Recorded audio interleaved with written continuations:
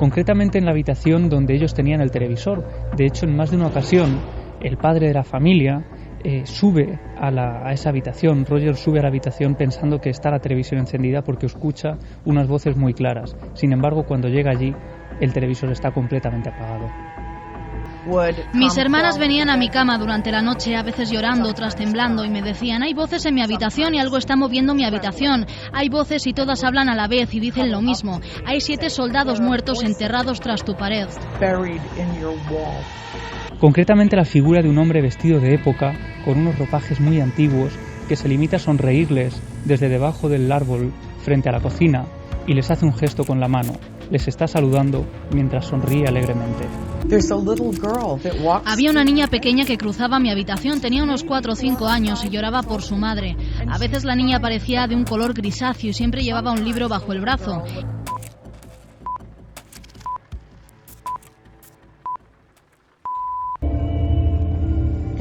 Una y 32 minutos. Juan C. Aguilar. Ahora se le llama Shaolin de la muerte, falso monje Shaolin, maestro de la muerte. Simplemente me refiero a lo que está comentando la prensa. También los criminólogos y especialistas, sobrecogidos por un caso que parece único. Juan Carlos Aguilar, el maestro Aguilar, el Shaolin de la muerte, ahora mismo en la cárcel. Hace unos días se le detenía en Bilbao, en pleno centro. Se han encontrado restos mortales de 2 de sus víctimas. Una de ellas ha tenido que ser identificada por el número de serie de las prótesis mamarias. Las prótesis de silicona, porque el resto del cuerpo estaba completamente partido, troceado, con la asepsia y casi la quirurgia del mejor forense.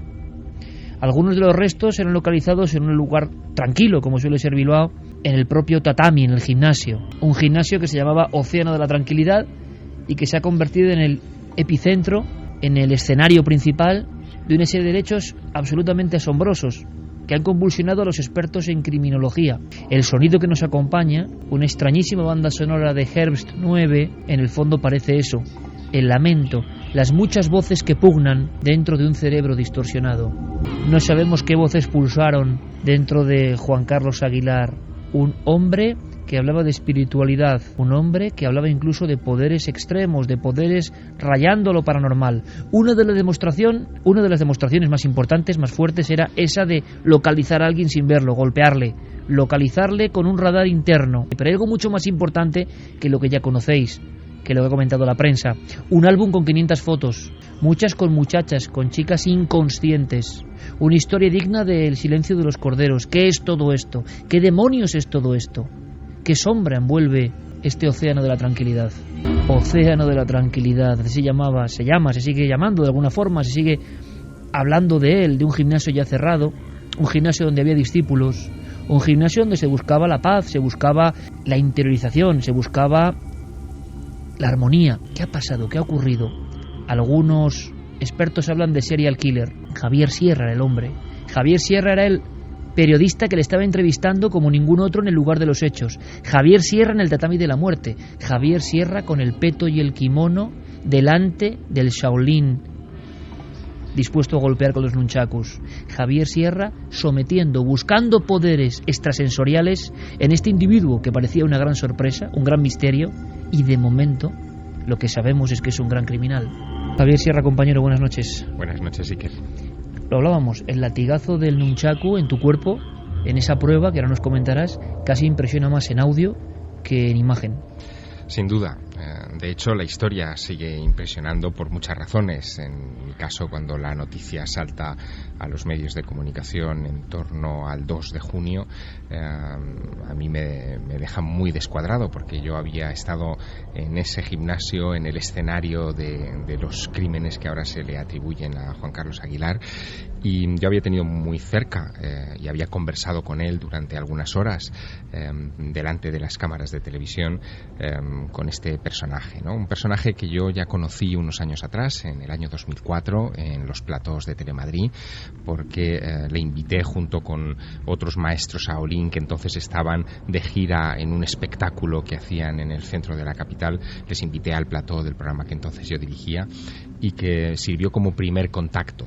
Claro, alguien que hablaba de espiritualidad, de control de las emociones, de sacar lo mejor de uno mismo, de dominar la violencia y transmutarla en algo positivo, que de repente, de la noche a la mañana, en un servicio de la agencia EFE, aparezca como el autor de al menos 2 crímenes y se le atribuyan casi otros 9 en los siguientes días, sospechas que todavía no han sido confirmadas a fecha de hoy, pues a mí me dejó muy, muy desconcertado.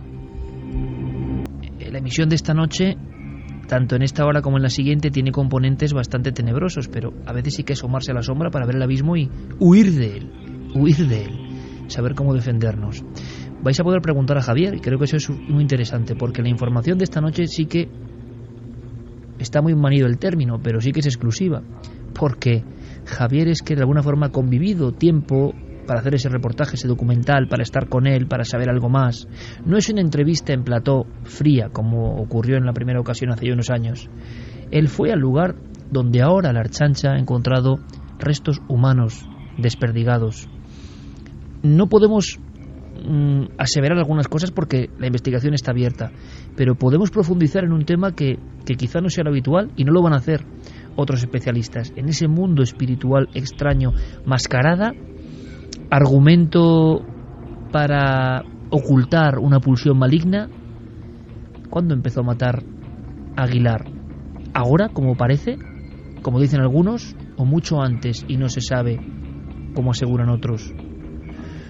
Esos discípulos inconscientes, fotografías de mujeres con los ojos vendados que están asistiendo a la presencia o de un cadáver o de otra chica inconsciente. ¿Qué sabrá ahora mismo la policía? Bueno, pues Javier va a compartir con nosotros, y yo se lo agradezco, una serie de informaciones muy personales y que nadie más puede dar. Primero, como conocedor de ese mundo que va más allá de lo ordinario, y porque estuvo con este personaje. Le han preguntado muchos medios de comunicación, muchas emisoras, muchas televisiones, muchos periódicos a Javier, su perspectiva, su idea, su opinión, y la va a dar aquí en Milenio 3. Así que además, Javier, te lo agradecemos.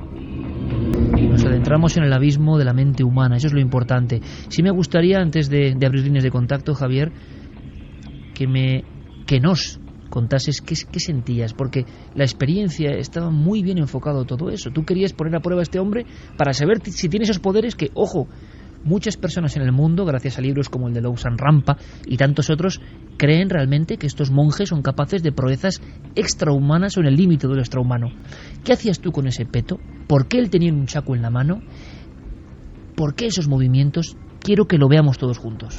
Pues para comprenderlo nos tenemos que situar en el verano de 2007. En ese momento yo me había embarcado en un proyecto que me llevó a viajar a 6 países y que me tuvo de un lado para otro durante varios meses en un nivel de estrés bastante considerable, en pos de historias singulares con las que aderezar un programa de televisión, una serie de documentales que se llamaban El Arca Secreta y que se emitieron al poco en Antena 3 Televisión. Uno de esos documentales se llamaba Superpoderes Humanos y me había llevado a visitar a varias personas que tenían este tipo de componente, que eran capaces de proezas que nos están vedadas casi al común de los mortales, y uno de los más destacados era sin duda Juan Carlos Aguilar. Yo ya lo había conocido, como te dije, en Telemadrid unos años atrás, así que pensé que era una buena idea ir a filmarle en su ambiente, en su lugar, acompañado de sus discípulos, que él se sintiera cómodo. Y así durante unos días, durante un par de días de aquel mes de agosto, estuvimos siguiéndolo con las cámaras del programa, digamos que vigilando cada uno de sus movimientos, ¿no? Casi todos se centraron en ese gimnasio, que además es templo, él había convertido en templo, llamándolo Océano de la Tranquilidad. En uno de los rincones de ese templo, sobre un entarimado, sobre ese tatami que tú ahora describes y en el que la Archancha ha encontrado escondidos bajo ese tatami algunos restos humanos, estuvimos él y yo conversando, ¿no? Eso, como te digo, ocurre en 2007. Nada de las informaciones policiales ciertas que en este momento están sobre la mesa permite suponer que en aquel momento él estaba cometiendo estos crímenes. Tampoco había nada en su actitud externa que nos pudiera hacer sospechar de nada. pero durante unos minutos estuvimos conversando sobre su filosofía, sobre cómo él veía los ejercicios que él hacía, y he extraído, para que nos metamos en ese ambiente, unos fragmentos de aquella conversación, rescatándola de los archivos para que comprendamos un poco el tono. Fue un tono muy distendido. Yo te diría que el propio Juan Carlos había sabido crear en torno a nosotros un ambiente como de calma, casi de respeto reverencial, y en ese ambiente semisagrado, como si estuviéramos realmente en un templo, nos contaba algunas cosas como esta que vamos a escuchar. Maestro Juan Carlos Aguilar, muchas gracias por recibirme. Me gustaría que pudieras definirnos el concepto chi, de energía chi. El chi es la energía que todos tenemos simplemente por estar vivos. Tú, si funcionas como un animal más, funcionando con los sentidos, no vas a llegar a comprender, o no vas a llegar a colocarte en esa situación. Entonces lo que hay que hacer es superar. Nosotros como budistas, para nosotros es sencillo porque es nuestra creencia básica. Superar tu instinto animal, evitarlo y entrar en otro plano. Llámalo espiritual, sabiduría, psicología, trascendencia. Todo es energía y hoy en día los científicos lo están demostrando.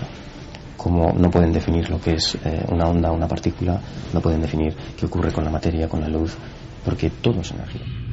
Trascender el instinto animal. Sí, superar el instinto animal. Él insistió en varias ocasiones de nuestra conversación en ese punto en concreto, ¿no?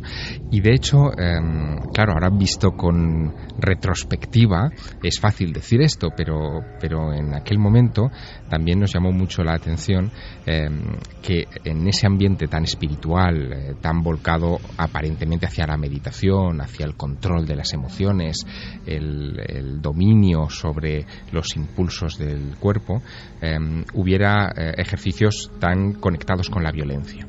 En un momento determinado él nos conduce a una parte de ese gimnasio monasterio donde se realizan ejercicios gimnásticos, y allí le sometemos a la primera prueba. La primera prueba consistía en tratar de averiguar si efectivamente tenía alguna clase de percepción extrasensorial cuando se le privaba de alguno de sus sentidos corporales, en este caso el sentido de la vista. Así que en ese gimnasio le vendamos cuidadosamente los ojos. Le vendamos quiere decir que tú estuviste en ese proceso personalmente, sí, absolutamente, ¿no? Claro. Confirmaste que no podía ver. Sí. Él lo que nos proponía es ese ejercicio, digamos, de visión, casi como si fuera un Jedi, ¿no? de la Guerra de las Galaxias, haciendo un ejercicio extraño.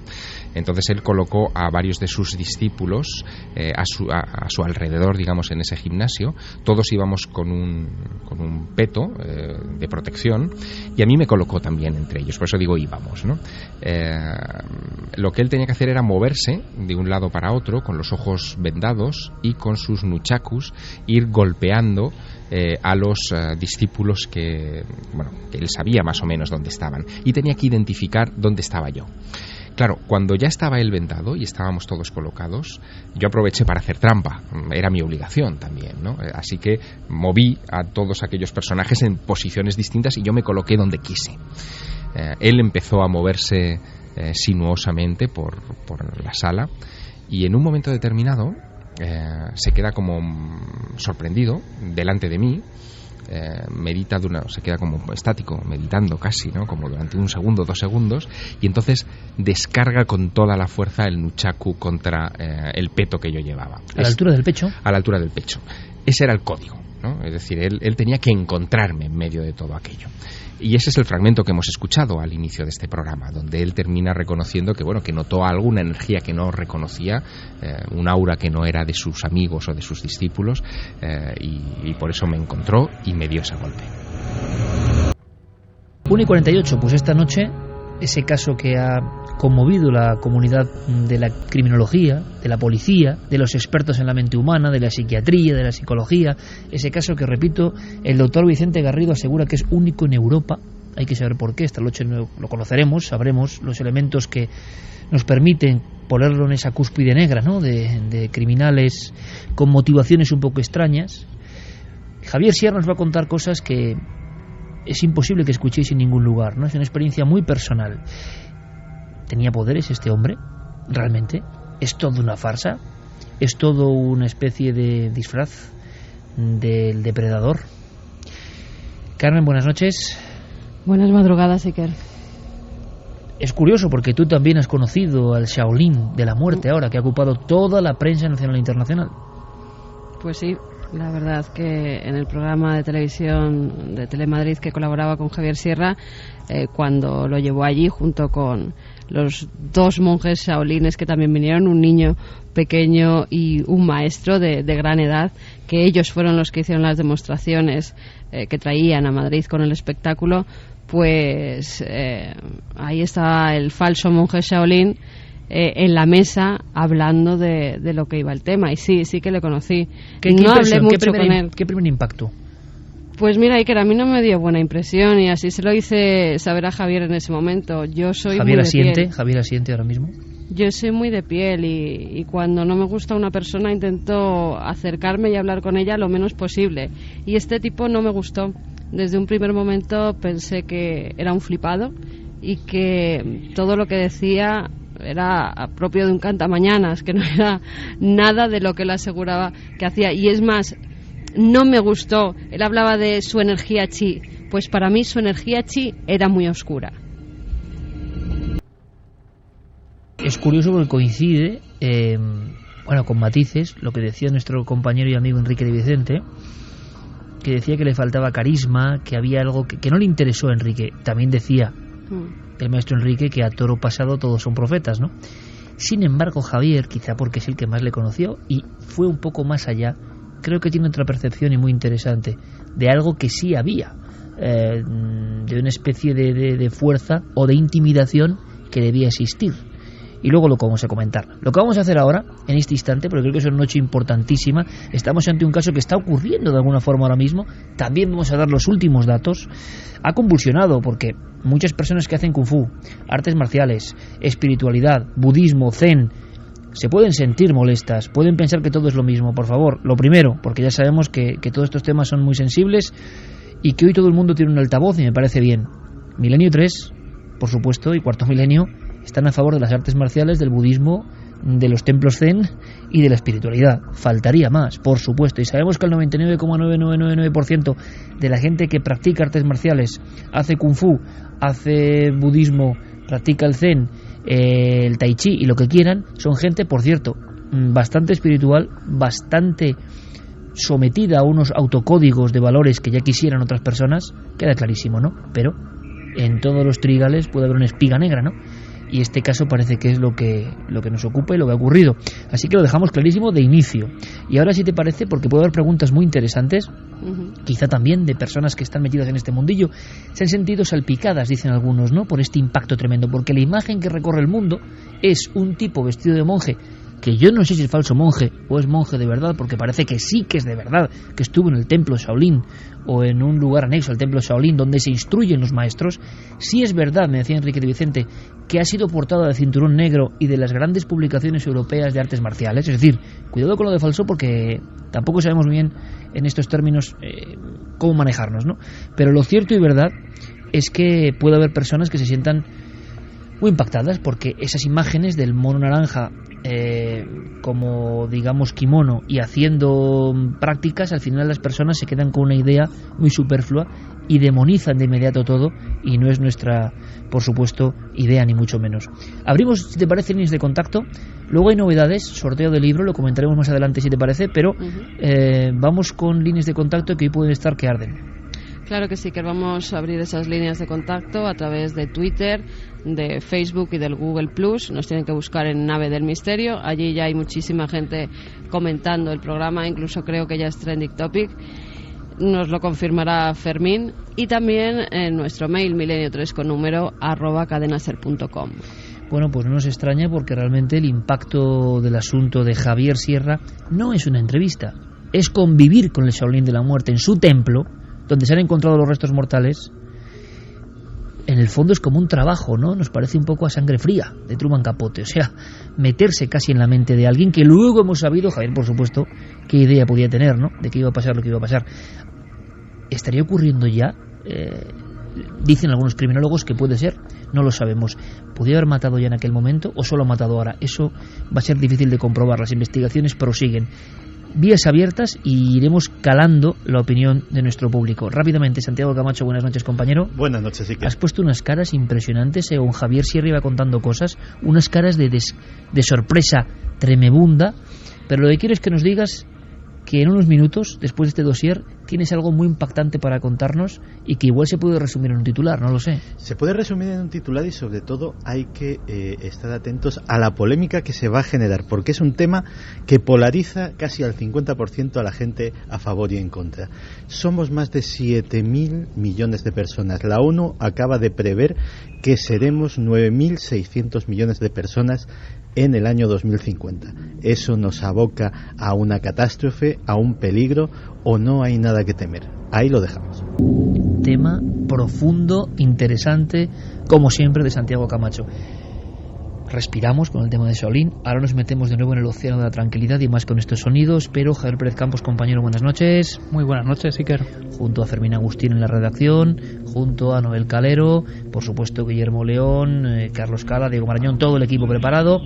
Javier, en otro titular, creo que hay una escena, ¿no? Una escena en lecho de muerte que puede darnos luz sobre lo que vas a contar, que también es tenebroso, por desgracia el programa ha coincidido así, al inicio de la tercera hora.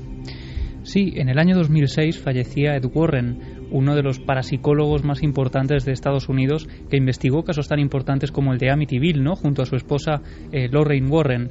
Él fallecía en el año 2006, pero en el lecho de muerte le decía a su mujer una frase que es la que nos sirve hoy para dar luz a uno de los casos más extraños también ocurridos en Estados Unidos. Le decía, Lorraine, recuerda el caso ocurrido en Harrisville. Ese fue uno de los casos más intensos, uno de los casos más complejos y uno de los más profundamente inquietantes que hemos investigado nunca.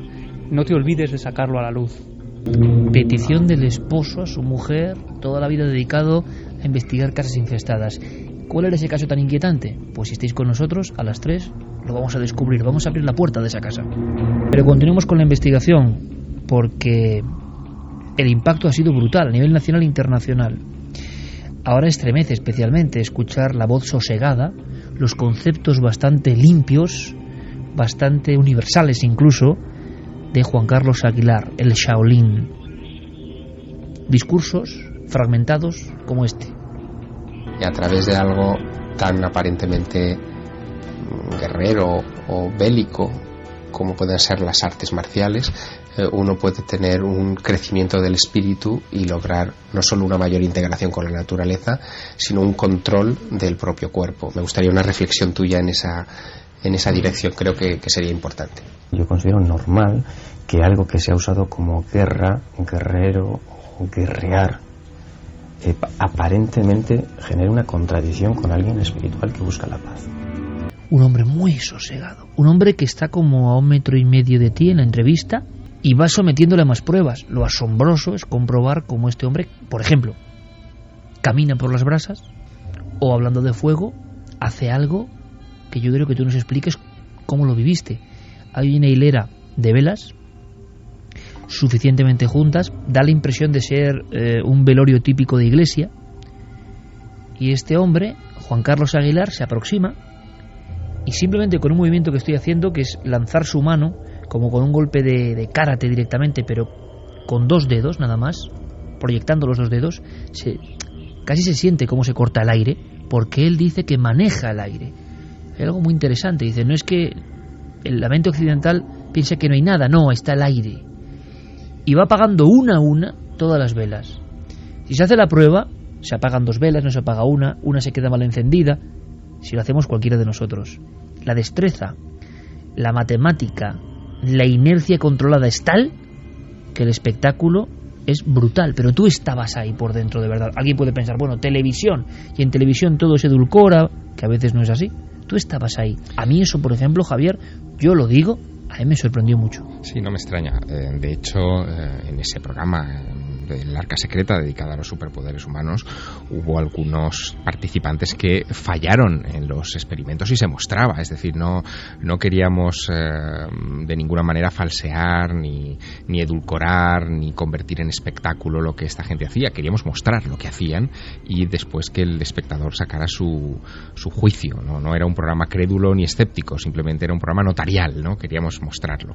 Y eso es lo que hicimos con Juan Carlos Aguilar, en la prueba de las velas, que parece muy sencilla, de hecho parece la más inocua de todas. Pues a mí es la que me impresiona. Claro, pues fue tremenda, porque efectivamente sobre una hilera de varias velas, él las apaga todas, una por una, sin fallar nunca, simplemente con agitar el dedo en dirección hacia la llama, ¿no? Sin llegar a tocarla. Eso sería manejar el chi, lo que te contó. Eso es lo que él decía, que eso era manejar el chi. Después había otra cosa que era muy llamativa. Él, en la prueba anterior justo, que es la prueba de los nunchakus, la que habíamos escuchado, tenía esa actitud de control de la violencia, ¿no? Porque realmente era una prueba de control de la violencia, de poder canalizarla en el sentido que él pretendiera, ¿no?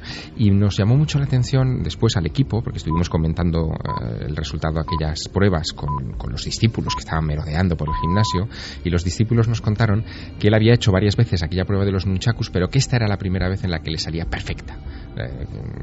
Le salió redonda, y que temían que no pudiera salir porque el maestro Wang, que es como lo llamaban todos, había sufrido un percance unos días antes. Se ve que afilando una espada o haciendo algún tipo de elemento de este tipo, una viruta metálica le había saltado al ojo y se sentía herido, o sea, no le costaba concentrarse, ¿no? Y temían que los experimentos con la televisión delante fracasaran. Fue al contrario, salieron todos al milímetro.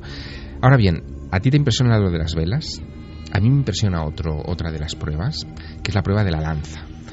Él hace algo con una lanza verdaderamente sorprendente, una lanza flexible terminada en una punta metálica, que yo testo, es decir, tengo en mis manos, veo que no hay truco, que la lanza es metálica. Sí, yo me la llego a colocar en mi garganta también. Y Juan Carlos Aguilar lo que hace es que se la coloca en la garganta, la punta de la lanza en la garganta, la apoya en el suelo en diagonal y deja que su cuerpo caiga sobre la lanza. La lanza se comba, la punta de la lanza se le clava en la garganta, y en ese momento, que no se produce sangre ni penetración en la piel, nada, un discípulo suyo le coloca un enorme ladrillo en la espalda y se lo rompe de un golpe de karate.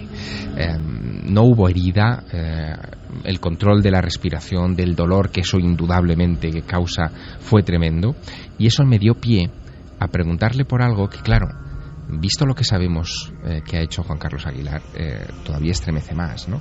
Y es cómo una buena parte de su entrenamiento desde la adolescencia, vinculado precisamente a las artes marciales, era el control del dolor propio y el enseñar a los demás, haciéndoles que le doliera, el control del dolor ajeno.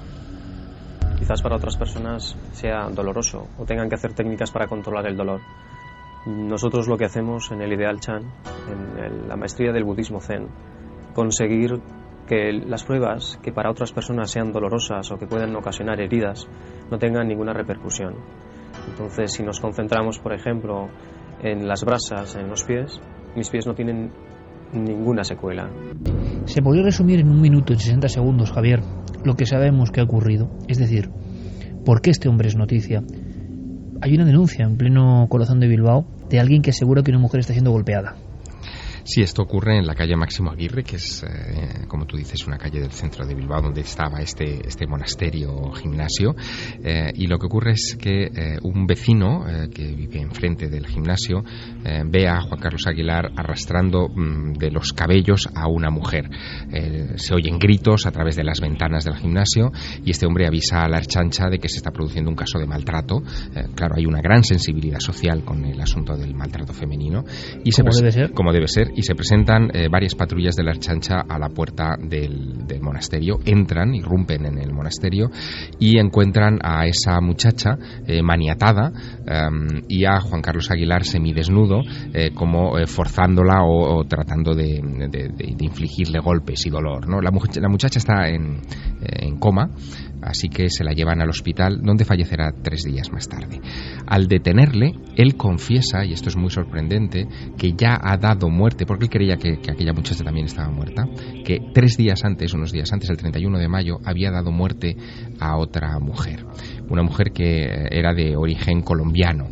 Así que lo que se encuentra la Ertzaintza es a un personaje conocido en Bilbao, es decir, no pasaba desapercibido Juan Carlos Aguilar por su manera de vestir, por sus apariciones en los medios de comunicación, en fin, por su halo místico tan contradictorio con el ambiente general de, por ejemplo, de Punset Bilbao. le entrevistó también. Sí, y Sardá y en fin muchos otros, ¿no?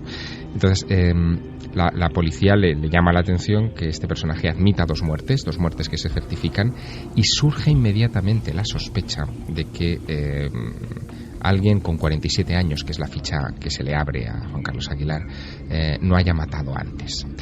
Y al investigar en su biografía aparecen varios elementos sospechosos. Primero, aparece en uno de los discos duros de sus ordenadores, como tú decías antes, unas 500 imágenes de mujeres que parecen desvanecidas, quizá meditando, no lo sabemos, porque no las hemos visto, evidentemente, son secreto policial, pero desvanecidas que dan a que pensar a la policía que puedan ser otras víctimas. Son fotografías, según el disco duro, obtenidas entre el año 2010 y 2013. Pero también surgen otros elementos biográficos.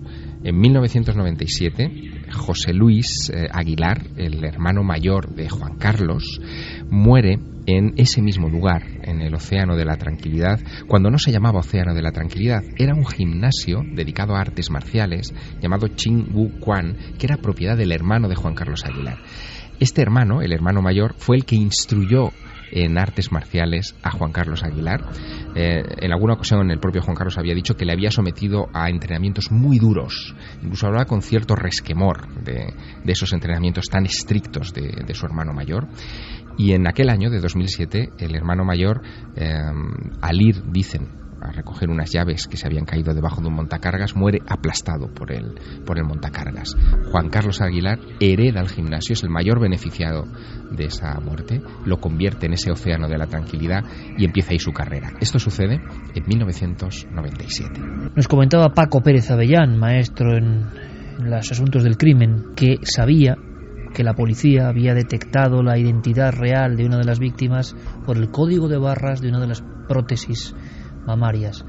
Juan Carlos Aguilar había aniquilado prácticamente, descuartizado minuciosamente el cuerpo, y por algún motivo que se nos escapa y que le da esto una dimensión de una macabrez insólita, se había quedado con las prótesis, por supuesto insertas dentro de los pechos de esta mujer. Al escanear ese código de barras o ese número o cifra identificativa, rápidamente sale la operación y la identidad.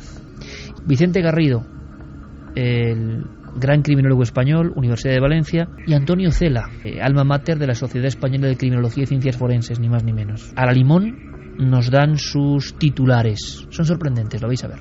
He mirado mis archivos y creo que es el primero maestro o persona dotada de una cierta aureola de filosofía oriental o espiritual que en España desde luego comete este hecho, pero también en Europa. Por consiguiente sería un caso pionero en este punto. En el caso de esta especie de trastornos o de picos de violencia extrema, pues puede haber algún factor larvado en el que la persona pues tiene un comportamiento en ocasiones violento, ¿no? En ocasiones extraño, sin que pase a ser delictivo, y pasa de ser esa situación de aparente calma a una situación de extrema violencia por algún acontecimiento desencadenante. Durante unos años este hombre funcionó y llenó su egocentrismo y su necesidad de poder mediante el dinero, la admiración o el control que pudo tener sobre alumnos, los medios de comunicación, pero muchas veces, como ocurre en la historia del crimen, sin saber por qué, no sé qué elementos han podido pasar en su vida personal, lo desconocemos, llega un punto donde se dispara algo, o sea, se produce un clic y ese tipo de personalidades pueden recurrir al asesinato. y en este caso a la tortura, mostrando pues un perfil sádico. Si son motivaciones afectivas o son motivaciones emocionales o relacionadas con algún tipo de trastorno psicoafectivo, evidentemente si son más de 3 homicidios, más de 2-3 homicidios, estaríamos ante el concepto clásico de asesino en serie, evidentemente. 2 y 9 minutos, esto es Milenio 3. Luego nos comentará Javier su propia hipótesis. En Bilbao, esa ciudad que come territorio al monte, esa ciudad que es una gran urbe, pero no es una mega urbe gigantesca como Barcelona o Madrid. Qué raro, qué extraño. Como ese acto, ¿no?, de llevar a una persona, estaba fuera de sus cabales, no le importaba nada, quería ser atrapado, como aseguran que ocurre con algunos psico-killers, porque a través de las ventanas del gimnasio salían los lamentos de esa mujer. ¿Qué acto es ese? Algo descabaló sus planes, alguien le iba a hacer chantaje en torno a sus oscuras prácticas. Queda todo abierto. Una cosa antes de escuchar la primera tanda de preguntas a milenio3con@cadenaser.com o en Nave del Misterio en Facebook y en Twitter y en Google Plus, todo organizado, y en ikerjiménez.com por Guillermo León. Pero sí me gustaría una pincelada, Javier, de unos segundos. Enrique de Vicente o Carmen desconfiaron de inmediato de la mirada, no le dieron importancia en el sentido de decir que esta es una persona que viene con una máscara. Yo sé que tú, también valientemente, al estar horas y horas, más días con él en su territorio, sí que percibiste algo que yo no sé si está más cercano a lo que percibían los discípulos, ¿no? No sé si es tendencia o inquietud ante la mirada o algo de violencia en la expresión. ¿Cómo era la mirada? ¿Cómo es la mirada del Shaolin, Javier? La mirada, que al final es el espejo del alma, es donde sale lo que somos realmente, era severa. La mirada de Juan Carlos Aguilar siempre fue una mirada severa, incluso cuando hablaba de temas espirituales, de temas de trascendencia. Ese contraste se notaba, incluso cualquiera que se asome al documental y vea la entrevista que mantuve con él, se ve el contraste entre su actitud severa, rígida, de disciplina consigo mismo, muy espartano, ¿no?, muy firme, contrastando con, en fin, hablando con temas de trascendencia y de espiritualidad. Yo la sensación que tengo, después de haber estudiado su biografía, de haber visto lo que ha sucedido y de saber cuál es, en fin, la parte delictiva, la parte oscura de Juan Carlos Aguilar, es que quizá este hombre que empezó en las artes marciales siendo niño, instruido por su hermano, y que en la adolescencia abandonó los estudios para volcarse todavía más en estas disciplinas, lo que estaba buscando era respuestas para algo que llevaba dentro. Yo lo llamo el dragón oscuro, ¿no? De alguna manera, probablemente él era una persona con esa violencia natural y trataba de dominarla y trató de sublimarla con las artes. Era consciente de lo que le pasaba. Era consciente, indudablemente. Trataba de dominarla a través de las artes marciales, de canalizarla de una manera positiva, pero finalmente el dragón oscuro terminó devorándolo. 2 y 12 minutos, Carmen. Vamos con una tanda de preguntas y creo que puede haber cuestiones muy interesantes. Pues sí, mira, por ejemplo, Ali Randy dice: el problema es que no se puede saber cuántas personas han matado, ya que podía esconderlas fuera del gimnasio matadero. Jesús Sisa dice: es un caso verídico, también falta saber qué fue de las 3 compañeras anteriores a las muertes que ha confesado. Creo que Jesús se refiere a esas 3 mujeres de la República Checa que al parecer compartieron durante un tiempo su propia casa, sí, y de las que no se tiene noticia. No se tiene noticia de ellas. No, por el momento sí, no. Él vivía en la calle Iturriza de Bilbao con 3 mujeres, una alemana y 2 checas, madre e hija, y desde que saltó la noticia están en paradero desconocido. Miguel Ángel dice: buenas noches, estoy contrariado. No entiendo cómo alguien que dice defender y cultivar la espiritualidad puede llegar a cometer con esa sangre fría todos los crímenes que se le atribuyen. Han hablado de un tumor cerebral. ¿Puede una patología así provocar un cambio en el comportamiento de tal magnitud? Por lo que dicen los expertos, el tumor cerebral puede ser otra de las muchas mentiras, ¿no? Sí, efectivamente, porque incluso la Universidad de Navarra, donde se había vinculado el tratamiento de ese tumor cerebral, ha desmentido que estuviera tratando a Juan Carlos Aguilar. No sabemos nada a ese respecto, pero en cualquier caso lo que sí que han dicho los expertos en estos días es que no justificaría una actitud criminal per se. De todas formas, creo que se le van a hacer pruebas tanto médicas para comprobar si ese tumor cerebral es cierto, y psicológicas, psiquiátricas, ya se le han hecho durante 4 horas estos últimos días, sí, así es, para ver el estado psíquico en el que se encuentra. Él, de hecho, se encuentra en estos momentos internado en la cárcel de Zaballa, en Álava, y lo que sí que ha trascendido es las impresiones de la psicóloga que ha tenido la primera entrevista con él dentro del centro penitenciario. Y lo que ha dicho, y esto es interesante para terminar de dibujar el perfil de Juan Carlos Aguilar, es que en todo momento se ha mostrado frío, sin ningún atisbo de miedo, ni de preocupación, ni de culpa, ni arrepentimiento. Y la psicóloga ha salido incluso asustada por ese temperamento de témpano que ha mostrado durante todas las conversaciones que ha mantenido con él. El temperamento de témpano, que es una de las características, ¿no?, en ocasiones de los asesinos más despiadados. Hombre, aquí nos encontramos ante una persona entrenada para dominar sus emociones, para soportar dolor, para soportar presión. ¿Es cierto que él se infligía las mismas penitencias, castigos, que parecen sugerir algunas de las fotos de las supuestas víctimas? Eso parece. Claro, todo esto está ahora mismo bajo secreto de sumario. En las filmaciones que él se hacía a sí mismo y las fotografías, aparece también realizando todo tipo de ejercicios que ahora adquieren este tinte macabro, como si él experimentara sobre su propio cuerpo lo que después aplicará a las víctimas, pero todo esto es especulación, la verdad. ¿Y poderes? Hay una escena en la cual, delante de Javier Sierra, el maestro Juan Aguilar pasa su lengua por una lámina de acero ardiente. Luego nos contará Javier su conclusión, su anotación en el cuaderno de campo, que él lo tiene, ¿no? ¿Este hombre le demostró algo excepcional? No es un asesino cualquiera. ¿Qué habrá destacado Javier de todo eso? De esa otra cara y cruz del monje Shaolin. Más preguntas, Carmen. Miguel Ángel dice, viéndole los ojos al tal monje en fotos, os confieso que me da mal rollo, desprende una energía extraña. A mí me llamó la atención, no sé si recuerdas, Javier, que este hombre parecía alguien un poco retraído, sí, y que además no te miraba nunca a los ojos. Yo me acuerdo que siempre estaba como mirando o al suelo o a los lados, pero cuando le hablabas no te miraba directamente como alguien que está teniendo una conversación contigo. En el plató del otro lado de la realidad, que era aquel programa de Telemadrid en el que estuvimos Carmen y yo trabajando. Mítico ya, ¿eh? Mítico, cada vez más mítico, por cierto. Sí, cada vez más mítico. Tanto el anciano como el niño hicieron los ejercicios y Juan Carlos Aguilar estaba sentado en la mesa, digamos, siendo el interlocutor, ¿no?, con nosotros y explicándonos lo que estaba pasando allí. Y en eso tienes razón, es verdad, no nos miraba, estaba como retraído. Esa dificultad, digamos, de comunicación cuerpo a cuerpo se había mitigado mucho cuando yo lo volví a entrevistar en 2007. Habían pasado casi 4 años. Exacto. Estabas en su territorio.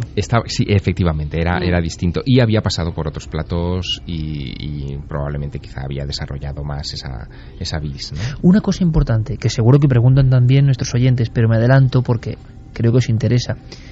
Narcisismo, egolatría. Fotografías curiosamente elegidas aparecen, se pueden registrar y observar en internet, en diferentes foros. Mantenía varias páginas web. Muy importante su imagen, por ejemplo, en Machu Picchu, en lugares sagrados, en fotografiándose Nazca. Él. En Nazca también. ¿Por qué? Uh-huh. ¿Qué revela eso, Javier? Bueno, él era lector, evidentemente, de los temas que nos interesan, le gustaban las civilizaciones antiguas y los misterios antiguos, y no dudó en pasar por muchos lugares emblemáticos en los que se hacía esas fotografías, que luego utilizaba con propósitos, evidentemente, de propaganda entre sus seguidores, ¿no? Era un monje universal, o se quería presentar como un monje universal. Estuvo en Machu Picchu y se hizo fotografías allí, en Nazca, en Egipto, pero también, por ejemplo, y esto es muy curioso, las fotografías del rodaje nuestro del año 2007 de repente aparecen en algunas de sus redes sociales en el 2011, es decir que años más tarde seguía utilizándolas con ese propósito, digamos que propagandístico, ¿no? ¿Realmente es un monje Shaolin? Bueno, sobre esto se ha escrito mucho en estos últimos días y parece que se ha establecido que no estuvo nunca dentro del monasterio Shaolin, digamos auténtico en Henan, pero sí que estuvo en una escuela pública china que se hizo para aprovecharse de la fama de los monjes Shaolin y donde recibió instrucción. ¿Por qué la fama de los monjes Shaolin? porque son monjes que, como los templarios en la tradición occidental, para que nos entendamos, unen ese aspecto espiritual con el aspecto guerrero. Ellos utilizan la fuerza, la violencia, solo para defender la espiritualidad, y eso ha atraído a muchísima gente desde las lecturas del Obsan Rampa a las que tú hacías alusión, convirtiendo ese punto en lugar de peregrinación. Por eso las autoridades de Nan crean esa escuela pública, crean una red de hospederías y de hoteles alrededor de esa escuela pública a la que acuden occidentales de todas partes para instruirse. Ahí es donde estuvo Juan Carlos Aguilar, ahí es donde él se hace las fotografías de sus entrenamientos y los vídeos que utilizará para decir que él es monje Shaolin, y ahí es donde llevará también a algunos discípulos en viajes de formación. Los monjes Shaolin que le han instruido, que son profesores públicos, recuerdo, no monjes en sí mismos, que le han instruido en estas disciplinas, no vieron nada extraño en aquel personaje, tan solo que, como decía Carmen ahora hace un momento, no se comunicaba demasiado, que era bastante retraído, bastante tímido, pero eso sí, muy perseverante. No perdonaba ni un solo ejercicio. Ahí estaba siempre entrenándose al máximo. Más preguntas. Kamurita dice: a mí me impresionó mucho por varias razones. Os comento, mi padre es profesor de yoga, tai chi, qigong, entre otras disciplinas. Tanto él como otra compañera le conocían y esa compañera le dio un curso. Cuando mi padre llegó a casa contando este caso, todos quedamos alucinados. Nunca piensas que te puede tocar tan de cerca y sin embargo podía haberles tocado y no les tocó. Me alegra que no le tocara a mi padre ni a su compañera, pero lamento mucho y les acompaño en el sentimiento a los familiares de las personas que fallecieron bajo sus manos y sus engaños. Y me alegra que se haya salvado esa tercera persona. Aún se me erizan los pelos con la historia. Gracias por hablar de este tema. Es bueno que la gente sepa que no todos son lo que dicen ser.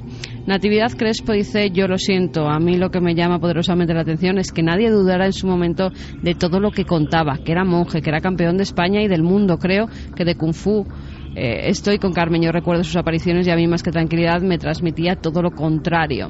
Esther García dice: los valores, la espiritualidad y los conocimientos de los monjes budistas son apasionantes. Estas personas solo tienen un fallo y es que no se relacionan con el mundo. Eso es un error. Hagamos una pausa aquí porque, por ejemplo, Paco Pérez Avellán decía una cosa sorprendente.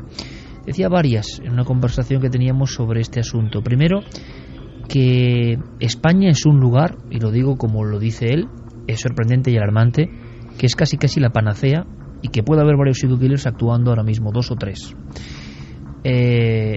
Aseguraba que había casos en Canarias flagrantes y algunos otros. ¿Por qué la panacea? Palabras, Paco Pérez Avellán, Dixit, ¿no? Director ahora del Departamento de Criminología de la Universidad Camilo José Cela. Decía este mismo ejemplo sobre la confusión en torno a la biografía de Juan Carlos Aguilar. Él me aseguraba que en España cualquiera puede ser casi todo y nadie pide documentos, nadie sabe nada. Hay personas, conocemos colegas que se autotitulan con todo tipo de títulos universitarios que no tienen, pero claro, por ejemplo, monje, decía ser doctor en antropología, al parecer tampoco lo era. Es decir, la ceremonia de la confusión y de yo soy esto, e inventarse su propio currículum hace muy difícil luego las investigaciones, porque no sabemos en el fondo ni quién era, ni cómo actuaba, ni cuáles son sus pistas. Avellán llamaba la atención no solo sobre el caso del Shaolin, sino sobre otros falsificadores de su propia vida. ¿Con qué impunidad en nuestro país se puede hacer esto? Por otro lado, la investigación que ahora se está haciendo en este caso parece que es la primera realmente, junto con la que hizo Vicente Garrido en su día para detener a Chimo Ferrandiz, el múltiple asesino de prostitutas de Castellón, hace ya unos cuantos años, la primera en la que se intenta actuar casi como en las series de televisión, contra un criminal en serie. Porque hasta hoy prácticamente se ha tenido en tela de juicio el hecho de que haya criminales asesinos en serie en España. Parecía una cosa de la ficción o de Norteamérica nada más. Así de retrasados, hay que decirlo, estábamos en esa serie de conceptos. Esa ceremonia de la confusión permite a algunas personas ir por las fronteras del sistema y ser muy difíciles de localizar, ¿no? Y sobre todo teñir su propia biografía de un montón de datos que al final nadie sabe cuáles son. Por eso todo es misterio. No sabemos ni con quién estaba, ni dónde están las que estaban con él, ni qué hizo antes, ni qué pasó con su hermano, nada. Es decir, encapucharse en el pasado en España es bastante fácil y eso también trae sus problemas, hay que dejarlo muy claro. Más cuestiones, Carmen. Pues mira, Luis Lombardo dice típico de un bloqueado sentimentalmente y entrenado para manipular a cualquier sociólogo o psicólogo o persona sin remedio. De Carcaño también dice que es frío y que se habla de ello como si fuera una virtud. Coextil dice: yo lo veo probable que tenga el tumor y que a partir de ahí pensara en hacer lo que quisiera porque iba a morir de todas formas. Dahuida dice: hay locos, psicópatas y malas personas en todos los colectivos, que no demonicen las filosofías orientales y a las personas que practicamos o que estamos interesadas en temas espirituales. Bien, pues a este respecto podemos añadir lo que nos comentaba Ramiro Calle, una autoridad mundial en el aspecto del yoga, el budismo, las culturas orientales, y Vicente Flores, autor de varios libros sobre Hatha Yoga, y que están alarmados por lo que está pasando. Claro, primero, son mundos que la inmensa mayoría no conoce. Por ejemplo, yo soy desconocedor de esos mundos, no los respeto absolutamente, pero soy desconocedor. Lo que he dicho antes, creo que el 99,999% de las personas que lo practican además son especialmente sensibles, especialmente firmes en convicciones y valores que echamos de menos realmente en la sociedad. Por tanto, son buenos ejemplos. Gente que cuida su espíritu, su alma y su cuerpo. Ahora, también ocurre esto, y no pueden pagar justos por pecadores. Ramiro y Vicente Flores de alguna forma son la voz de muchos colectivos, ojo, que han sido puestos casi bajo sospecha por la marea social. Claro, pasa esto y uno mira con recelo. Había datos de personas que se habían desapuntado de gimnasios, cursos de zen, budismo, tai chi. Peligroso también, ¿no? Escuchamos. Todos tenemos una tendencia a verter juicios generalizados cuando pasa algo en un miembro, ya sea de una orden, de una cofradía, de un sistema espiritual, de un sistema religioso, pero esto es un enfoque totalmente falso, porque psicópatas o depravados o personas que se alienan o paranoides o malas personas pueden surgir en el seno de cualquier tradición espiritual o de cualquier monasterio. Vemos, por ejemplo, a veces con vergüenza hasta qué punto pues ha habido sacerdotes en la iglesia cristiana que han sido pederastas, y que eso no tiene que ir en absoluto en detrimento ni de la iglesia cristiana ni por supuesto de las genuinas enseñanzas de Jesús, de la misma manera que lo que ha hecho este falso monje Aguilar no tiene que ir en absoluto en detrimento ni empañar la labor que puedan hacer los monjes del monasterio de Shaolin. Yo creo que lo primero de todo es que deberíamos darnos cuenta que es un hecho absolutamente puntual. Daño indiscutiblemente hace, porque finalmente estamos hablando de un camino del espíritu donde se supone que debería estar representado por la gente con determinados crecimientos espirituales y determinadas inquietudes, y que tendría que estar alejado, por supuesto, de cualquier acto de violencia, así como de cualquier otro tipo de conducta que se saliera un poco de una moral bastante estricta. Pero finalmente yo creo que hay que verlo desde dos puntos de vista, ¿no? Uno, que es una persona que posiblemente esté desequilibrada y que finalmente ese daño va a ir en función un poco de la malintención de gente que quiera verlo como que esto es un genérico, o bien como gente que también puede no conocer muy bien el tema y sentirse un poco asustada. Poderes paranormales, poderes extrasensoriales, capacidades vetadas al resto de los humanos. Hablábamos de Juan C. Aguilar, o Juan Carlos Aguilar, pasando su lengua por una lámina de acero ardiente, caminando sobre brasas. Resumen de las pruebas que hiciste. Resumen como investigador, no ahora, con la visión de los crímenes en ese océano de la tranquilidad. Impresiona, lo aseguro, ver a nuestro compañero Javier Sierra sentado en el tatami, hablando con él, entre sus discípulos. ¿Te demostró algo excepcional? Bueno, la prueba de fuego, y nunca mejor dicho, se realizó fuera del monasterio, gimnasio, escenario de todos estos hechos, en un monte cercano a Bilbao. Por cierto, en aquella época lo que nosotros intentábamos como parte de la producción del programa era rodar esa prueba de pisar las brasas y acercarse un hierro candente a la lengua en la playa de Guecho, y nos pusieron todo tipo de dificultades dificultades la municipalidad, tanto que nos costaba más grabar en la playa de Guecho que en la National Gallery de Londres, ¿no? Que fue otra de las partes de aquel rodaje. Así que fuimos a una montaña a hacer aquella sesión.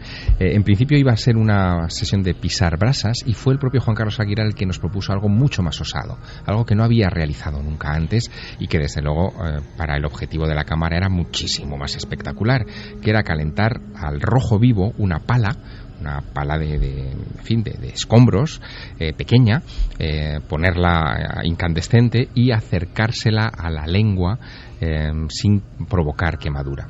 Claro, esa escena duraba muy poco tiempo, era una cuestión de décimas de segundo, donde se acercaba realmente el hierro candente a la lengua, y luego él nos mostraba la lengua sin ningún tipo de ampolla, ni de quemadura, ni de lesión, absolutamente nada.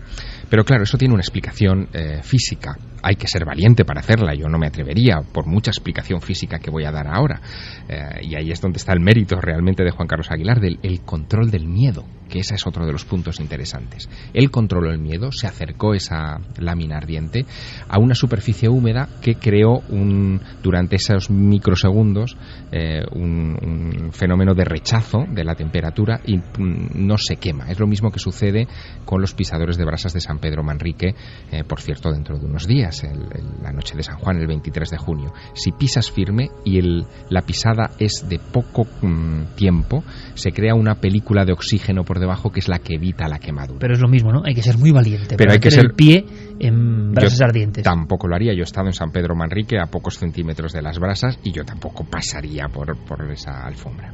Pero hay una cosa que es muy curiosa, ¿no?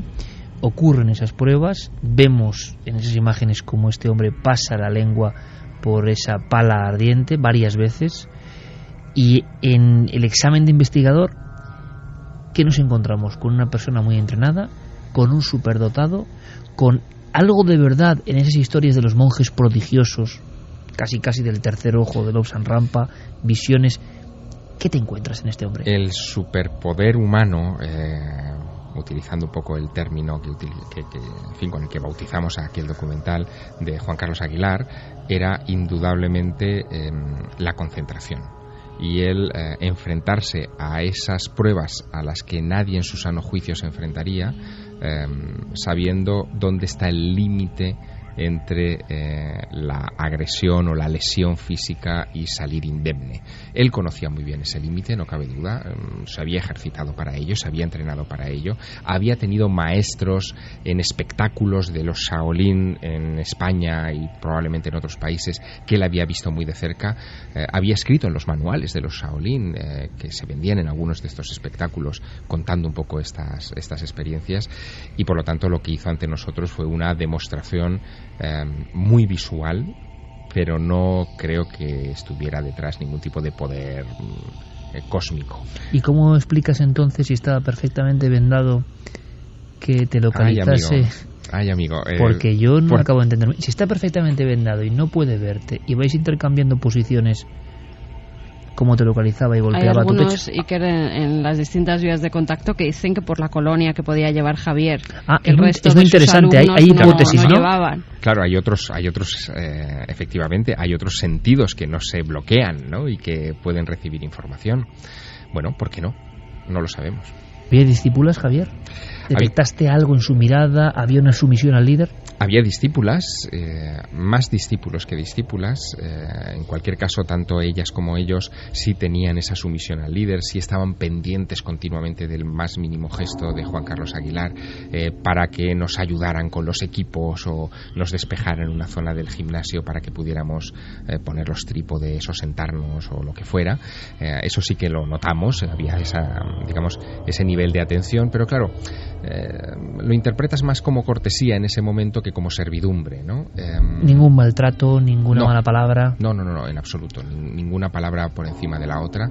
Y en el caso de las mujeres, que sobre esto también se ha especulado mucho, sobre si él podía tener ahí una especie de comuna y que fuera una especie de monje, en fin, poco más o menos que sátiro, nosotros no detectamos nada a ese respecto. No tuvimos el suficiente tiempo de convivencia con él como para detectar estas cosas. Bueno, han salido publicadas las declaraciones de dos amantes suyas, dos chicas españolas que mantenían relaciones sexuales con él y que decían que era un tipo bastante extraño, que las prácticas que tenían que no eran muy normales, entre otras eso de tapar los ojos, que sería lo más normal, pero también el lanzar los cuchillos, y que incluso ya había dicho a estas dos chicas que estaba buscando prostitutas para dejarlas inconscientes y mantener relaciones sexuales con ellas, lo cual había llamado la atención de estas dos mujeres. Lo que no sé es cómo no denunciaron en ese momento. Estaba pensando exactamente lo mismo.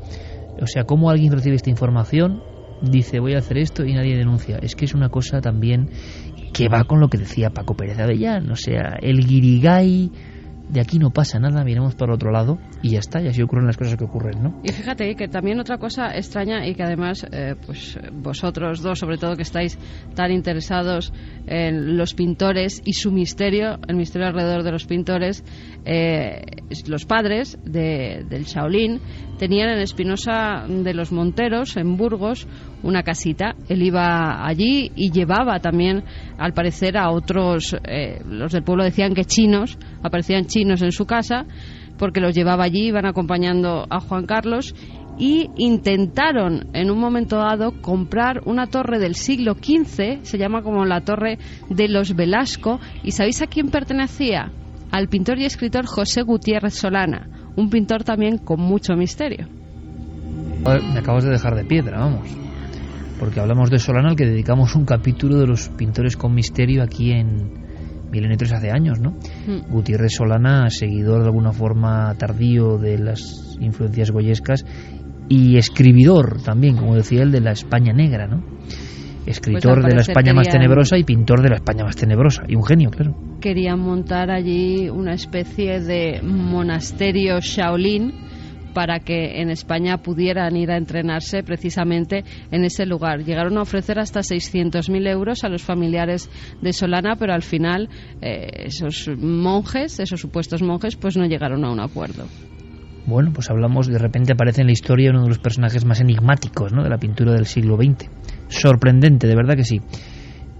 Rúbrica, Santiago Camacho, aunque sean unos códigos, has asistido bastante impresionado todo lo que contaba Javier Sierra y esta historia. Qué contraste, ¿eh? Sí. Qué contraste entre las palabras, la filosofía y los hechos. Y la verdad es que mucho me temo que esta historia no creo que haya escrito su punto final y habrá nuevas revelaciones, porque de lo poco que sé sobre criminología y sobre todo sobre asesinos en serie, aquí solo caben dos posibilidades.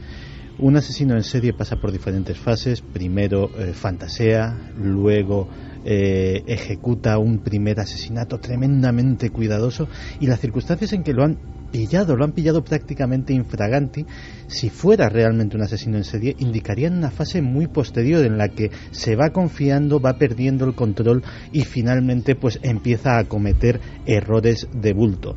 La otra posibilidad es que estemos ante una persona que ha vivido frustrada toda su vida y de repente un desencadenante le haya llevado a una furia asesina absolutamente repentina y que se remonta tan solo a estas dos víctimas. Pero de las dos posibilidades casi me encaja más, y espero equivocarme, porque eso supondría tener noticias de más víctimas y tener noticias de hechos aún más terribles, casi me encajaría más la primera. Javier, gracias por toda la información. Imagino que ahora verse a uno mismo ahí en ese océano de la tranquilidad, pues bueno, es un torrente lo que llega de situaciones y sensaciones encontradas, ¿no? Escalofrío también. Sí, es mucho escalofrío. La verdad es que durante unos días me costó, y tú lo sabes, encajar muy bien esa información, porque, caramba, a uno no le gusta estar cerca del lado más oscuro del género humano, y de alguna manera lo tuve a pocos centímetros. Pero ese lado oscuro es que existe. Nosotros de verdad estamos alineados, que es lo contrario en este caso de alienados, a un lado, ¿no? No queremos saber del lado oscuro, aunque en ocasiones hay que informar para saber que pulsa, que está en un lugar como Bilbao, ¿no? Con esa orografía, con esa aparente tranquilidad, puede ocurrir en cualquier sitio. Mira, alguien de Bilbao que se hace llamar licenciado dice que pasa que los de Bilbao éramos los únicos que nos dábamos cuenta de que este tío estaba muy mal. Os aseguro que en Bilbao no ha sorprendido demasiado, y menos por la zona colindante del templo budista que se sacó de la manga. Es un broncas y un violento, y nadie lo sabía. Al parecer este hombre ya había tenido sus disputas y era bastante conocido por las broncas que tenía. Pues muy interesante, la voz popular, ¿no? A veces, por desgracia, la voz popular llega tarde, ¿no? O llega después de los hechos. A veces no se puede profetizar, pero cuando llegan algunas personas algunos datos, ¿no?, que hacen pensar que puede ocurrir la desgracia, es raro, ¿no?, cómo no se actúa. La desidia siempre es amiga, desde luego, del que va con las malas ideas, ¿no? Las sombras están, hay que defenderse con toda la luz posible, ¿no?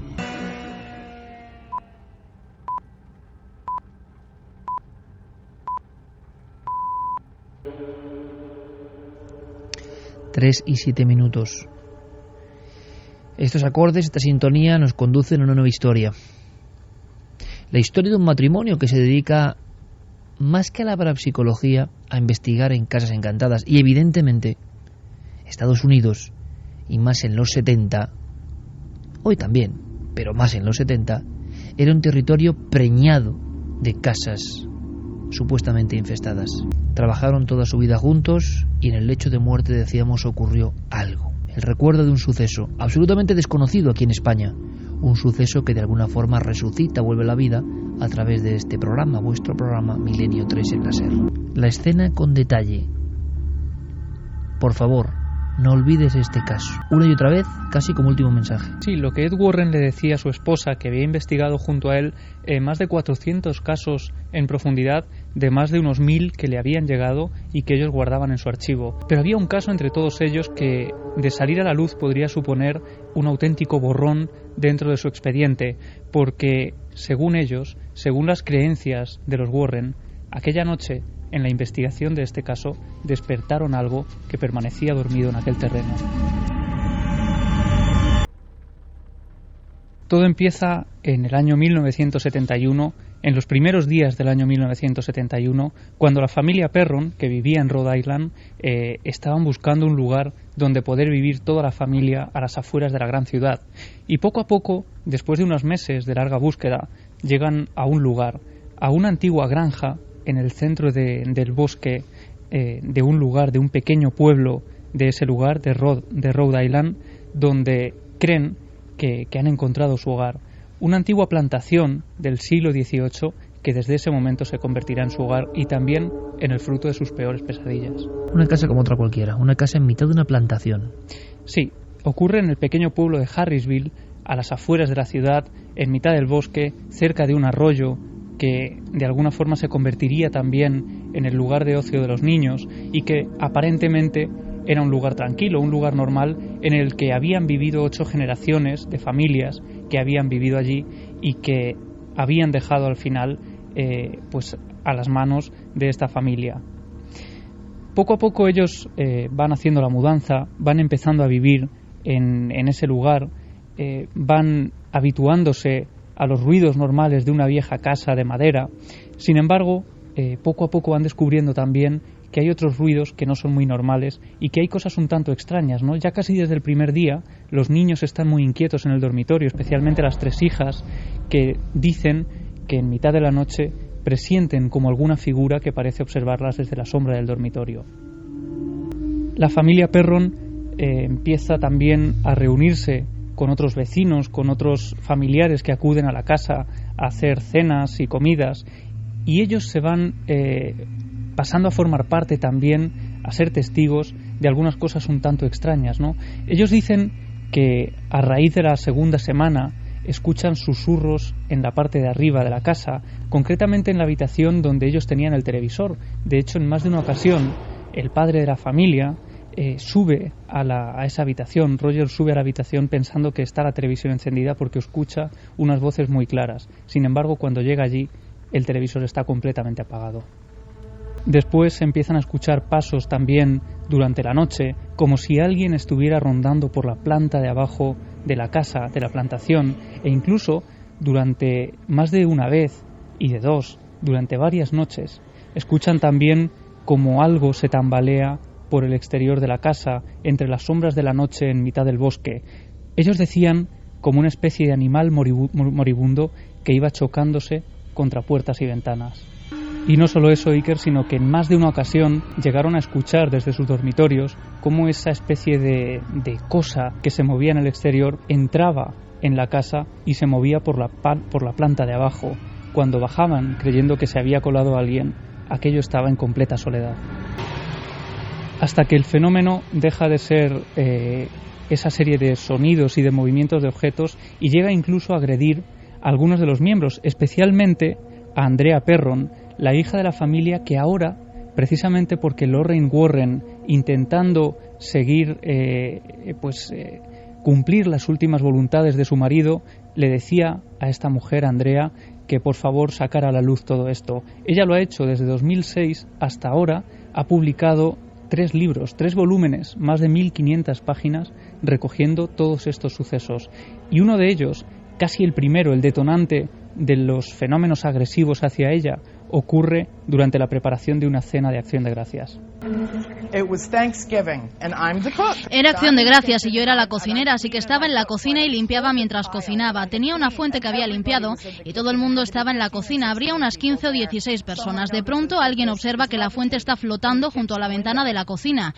Yo estaba de pie en un rincón de la cocina haciendo mis cosas y entonces voló 3 metros en un ángulo sobre los platos a los que ni siquiera rozó hasta golpearme y hacerse añicos. A partir de ese momento siguen los murmullos en mitad de la noche que cada vez parecen hacerse más y más audibles, una especie de gruñidos como de animal, de ese animal moribundo que decían que iba tambaleándose por el exterior de la casa, e incluso en mitad de la noche las hermanas Perron notaban cómo sus camas empezaban a vibrar lentamente, como si hubiera una especie de terremoto, pero solo se movían las camas hasta acabar formando parte casi de un zarandeo que las tiraba de la cama. Y es por eso que en más de una ocasión Andrea Perron tuvo que recibir en su casa, en su dormitorio, mejor dicho, en su propia cama, a sus hermanas, que atemorizadas por los ruidos y por esos movimientos tenían que ir allí para intentar calmarse.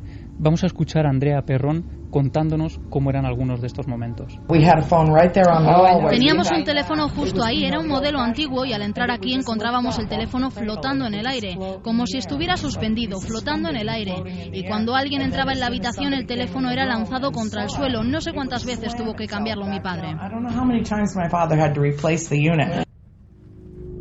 Y es que, como ocurría en otros casos, como Amityville, y lo contábamos hace poco, cuanto mayor era el miedo de la familia, mayores eran los fenómenos. Parece que podía ser histeria o que el fenómeno era como una esponja que se alimentaba del miedo instalado en 4 paredes, ¿no? Sí, porque en esos momentos en los que las niñas se refugiaban con su hermana en el interior de su dormitorio, se lanzaba ese teléfono casi una y otra vez. Ellas lo llegaban a ver levitando en mitad del dormitorio para después ser lanzado contra el suelo.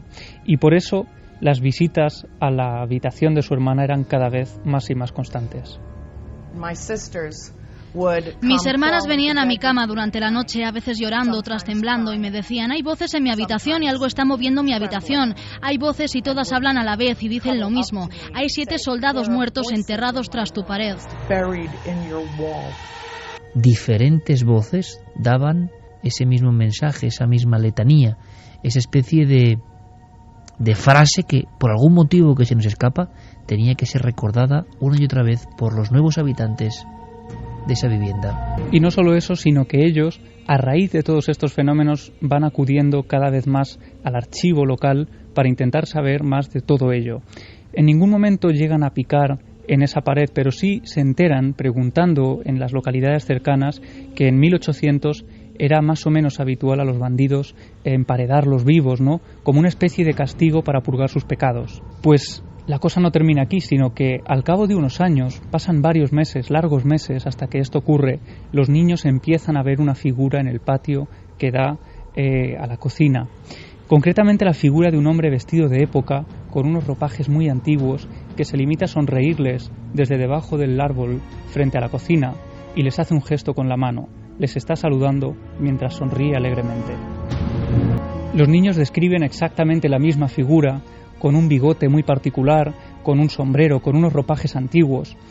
Y cuando el padre, cuando Roger acude al archivo para intentar indagar y saber más en las familias que han vivido en ese lugar, descubre que hay uno que sorprendentemente se asemeja a esa figura que están viendo. Al final de unas páginas, con la descripción de esta persona, aparece su nombre, Johnny Arnold, y la fecha de defunción, 1892. Este hombre había fallecido ahorcándose en una viga junto al granero de la casa. Y esta no es la única figura que ven, sino que con el paso de los días aparece otra, una figura infantil que llegan a ver varios niños, las niñas en concreto, en sus dormitorios, que aparece de la nada, que surge cuando las puertas están completamente cerradas, cuando ellas saben que no hay nadie en la habitación y sin embargo son despertadas por unos pequeños pasos que van surgiendo en la oscuridad y que les hacen ver esa pequeña figura. Había una niña pequeña que cruzaba mi habitación, tenía unos 4 o 5 años y lloraba por su madre. A veces la niña parecía de un color grisáceo y siempre llevaba un libro bajo el brazo y caminaba por la habitación y se adentraba en el armario. Nunca decía nada, solo pasaba por allí y llevaba un bonito vestido verde y morado. Era con el que había sido enterrada. Pero la aparición más tremenda, Iker, la aparición más terrible y la que de alguna forma impulsó a esta familia a salir en busca de ayuda es la que vivió la madre de familia, Caroline Perron, cuando una noche de repente nota que algo se mueve encima de ella. Ella está durmiendo boca arriba y de pronto abre los ojos y descubre que no se puede mover, que está completamente paralizada, pero hay algo que casi le para el corazón en el pecho, y es que sobre ella, a unos 2 metros, muy pegada al techo, hay una mujer anciana, con las manos arrugadas y pegadas al pecho, una mujer anciana con la cabeza en una extraña posición. Ella dice como si tuviera el cuello completamente torcido y describe esa cabeza, una cabeza ahuevada. Hace una comparación con un panal de abejas disecado, porque sobre esa cabeza, sobre ese rostro, no había ojos ni boca. Consigue moverse. Caroline en ese momento despierta a su marido completamente aterrada y él intenta calmarla diciéndole que puede haber sido una pesadilla, que debe haber sido una pesadilla muy real porque ve que su mujer está en estado literalmente de pánico. Lo que ocurre es que 2 noches después, 2 noches más tarde, la hija pequeña, Cindy, se despierta porque escucha una especie de sonido en el interior de la habitación de sus padres. Cuando abre la puerta y entra, descubre a la vieja, como la describirían, flotando sobre el cuerpo dormido de su madre. Milenio 3, la vieja, que parecía con el cuello descoyuntado. Descripción que realmente nos parece de lo más gráfico que hemos escuchado nunca en un testigo. Simular la cabeza porque casi no hay facciones, ni ojos ni boca, pero uno sabe que es cabeza, con un panal de abejas disecado, flotando cerca del suelo, con ropajes antiguos, manos en el pecho, y la cabeza como la de un muñeco desvencijado. Ese es el episodio, Iker, cuando la niña a la mañana siguiente le describe esa visión a su madre y ella, por supuesto, no le había contado nada para no atemorizarles, cuando ellas ya estaban bastante asustados por lo que estaban viviendo, pues cuando deciden salir a buscar ayuda. Y da la casualidad de que en Rhode Island están Ed y Lorraine Warren haciendo una de esas conferencias que están haciendo por todos los Estados Unidos, precisamente porque ya han saltado a la fama a raíz del caso de Amityville. Ellos han pasado unos días en el interior de la casa poco después de la marcha de los Lutz y están contando lo que han vivido. Así que ellos se acercan a una de esas charlas y en el último momento, cuando ellos están firmando algunos de sus trabajos, les piden ayuda. Les dicen que una de sus hijas está siendo agredida y que ahora la madre también está siendo visitada durante la noche por una mujer que es fruto de sus peores pesadillas. Inmediatamente los Warren toman cartas en el asunto. Al cabo de unas semanas se ponen de acuerdo para acudir a la casa y es allí donde llevan a cabo una sesión de espiritismo para intentar contactar con esa anciana. Y en una de las sesiones de Ouija, mientras uno de los ayudantes va tomando nota de todas las letras que el vaso va apuntando, al final, cuando éste deja de moverse, hay una frase escrita muy rápida, casi como en escritura automática sobre el folio. Yo soy Betsabé. Bien, Agustí, compañero, buenas noches. Buenas noches, Iker. Hablo así casi con respeto reverencial porque estoy visualizando las imágenes y me está poniendo los pelos de punta entre la música de Noel Calero, de la película Sinister, una de las bandas sonoras, o de Dark, y luego lo que está contando Javier, y estamos aquí en el estudio en penumbra y de verdad hacía tiempo que no sentía yo algunos efluvios, ¿no? pero hay una breve noticia, aunque sea que dar, que siempre nos alegra, ¿no? Somos trending topic ahora mismo, Milenio 3 en Twitter. Gracias, Fermín. Un placer. Betsabé. Yo soy Betsabé es la frase que permanecía escrita muy rápido personaje sobre el bíblico. folio. Sí, personaje bíblico, y en un principio los Warren lo asocian con ese personaje. Lo que ocurre, y aquí la historia se bifurca, por un lado la familia se queda viviendo en la casa y a partir de ese momento es como si los fenómenos se hubieran intensificado. Las agresiones a una de las hijas en concreto, a Andrea Perron, la que escribe ahora el libro, se hacen mucho mayores. Y sobre todo las visiones son mucho más evidentes. Esos sonidos animalescos en mitad de la noche en la planta de abajo son mucho más evidentes también, y sobre todo la anciana, esa anciana que se aparece una y otra vez en el dormitorio de Caroline, pues casi no falta la cita nocturna, aparece constantemente atemorizándola y produciéndole un insomnio que va mermando también en la relación familiar. Así que con la sensación de que los Warren, lejos de haber ayudado a la familia, han despertado algo que había allí, ellos deciden intentar ir más allá. Se unen a las búsquedas en los archivos locales para saber más de esa historia y descubren que precisamente en Harrisville, concretamente el año 1885, había una vecina llamada Betsabé. Y no era una vecina cualquiera. Era una vecina acusada de brujería, precisamente porque se había quedado al cuidado de un bebé y al cabo de unos días, cuando los padres habían acudido a por el pequeño, este estaba muerto en extrañas circunstancias. De hecho, descubren un extraño orificio detrás del cuello y automáticamente todos los vecinos apuntan a Betsabé como la causante de esta muerte. De hecho, dicen que es una bruja y que ha matado al bebé como un pacto para el demonio. Hay un juicio en el que Betsabé finalmente sale absuelta.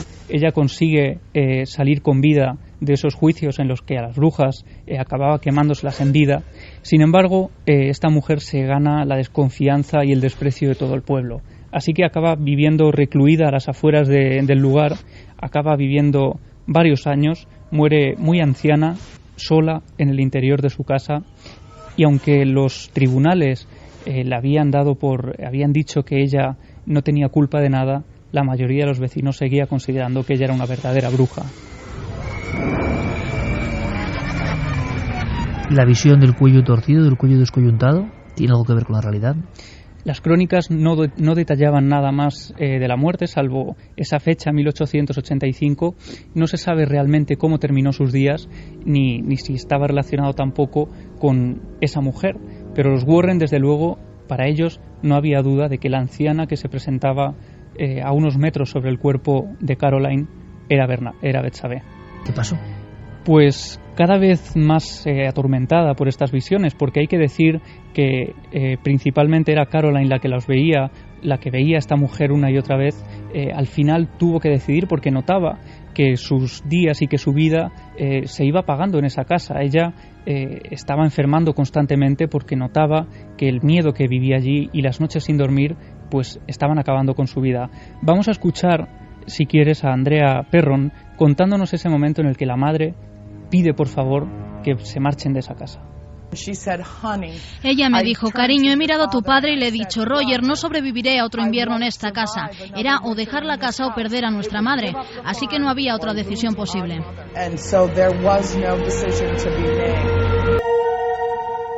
Solo unos meses después de abandonar la casa, cuando estaba ya pasando una mejoría y notando cómo el marcharse de allí estaba ya fortaleciendo sus días una vez más y recobrando la normalidad, pues Caroline recibe una llamada en mitad de la madrugada. Es la llamada del nuevo inquilino, del nuevo propietario de esa casa en la que ellos habían vivido durante 9 años. El hombre le dice que acaba de abandonar el lugar, que ha salido despavorido corriendo en pijama, que no ha tenido ni siquiera el temple de coger el coche y arrancarlo, que ha corrido varios kilómetros carretera arriba hasta llegar al pueblo para llamarla y pedirle explicaciones de lo que estaba ocurriendo en esa casa. Él no llega a contarle nada, solo que es incapaz de volver a por sus muebles. No solo me ha pasado a mí, sino a mucha más gente. Lo primero que recuerdo es el sonido de pasos que escuchó mi hija. Ella escuchó pasos y creyó que había alguien ahí. Poco después de aquello, una amiga con su marido que tenían aquí su habitación estaban arriba cuando escucharon abrirse la puerta y unos pasos subiendo. Así que bajaron y no había nadie. Yo fui la última que los escuchó por mí misma.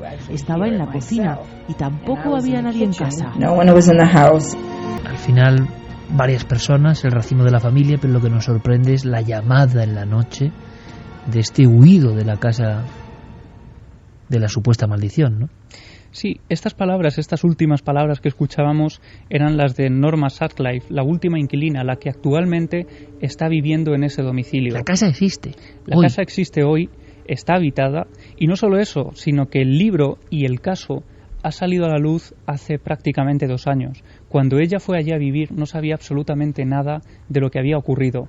Y sin embargo, cuando se pone en contacto con Andrea Perron, la autora del libro, sin haber leído siquiera el libro, le cuenta cómo durante la noche efectivamente escuchan un sonido muy característico, como el de un animal moribundo tambaleándose en el pasillo de la casa. 8 generaciones. ¿Quién era el individuo que saludaba sonriente bajo un árbol, no sé si una higuera, en mitad del patio? Es curioso, quizá no tenga nada que ver, pero ¿sabes un caso? Esto el público creo que no lo sabe. ¿Sabes un caso donde los niños de la casa, durante generaciones, en un patio interior, ven junto a un árbol un hombre con sonrisa y bigote que les saluda con ropajes antiguos y que luego se desvanece y lo dejan por escrito? Pues es un pequeño pueblo, un pequeño lugar. En los diarios aparecieron diferentes habitantes de esa pequeña casa muy humilde, que es verdad, tenía un patio que se picó, por cierto. Esa casa luego fue un número 5, calle Rodríguez Acosta, Belme de la Moraleda. 100 años antes de la aparición de las famosas caras, los antiguos inquilinos, entre ellos los niños, y por eso mandaron a una santera de Cazorla para conjurar la casa, veían un individuo vestido con chaqueo elegante, ropa antigua, que sonreía y saludaba bajo un árbol. Y le dijeron al abuelo de la persona que luego vivió el fenómeno de las caras: vámonos de esta casa, mamá, porque debajo del árbol en el patio hay un muerto. Curiosa similitud. Carmen sí sabía esto, ¿verdad? Sí sabía lo de el patio, el árbol y el muerto, ¿verdad? Sí, me acordaba de esa historia. Yo no sé qué dirá nuestro público, pero desde luego es tremendo Estados Unidos. Y claro, es no un país, en realidad es un continente, ¿no? Prácticamente. Tan inmenso. Hemos contado muchos casos terribles, a cada cual más terrible en el aspecto del miedo. Y siempre hay uno más que te sorprende, es increíble, ¿no? Yo no sé si al público le ha pasado lo mismo. El público, el que puede escribir, porque están muertecitos de miedo la mayoría, y mejor no digo lo que piensan de Javi Pérez Campos al contar estas historias. Voy a leer algunos de los que se pueda leer, y también con Noel, que dice que con las músicas...